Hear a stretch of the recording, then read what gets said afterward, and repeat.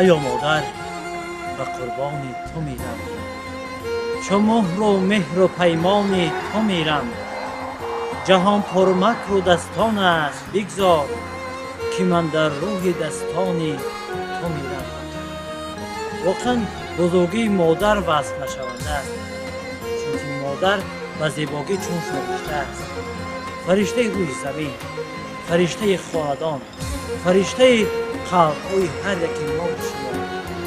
اما در بزرگی از فرشتگان بالاتر است، چون که تمام فرشتگان روی عالم آرزوی مادرم، ای مادرم، هم رازی جانی من تویی، هم دل و هم دیده و هم درد و درمانم تویی. مهری تو اندر دلی من چون بهار است مادرم، عمری من بادا فدایت جان در جان.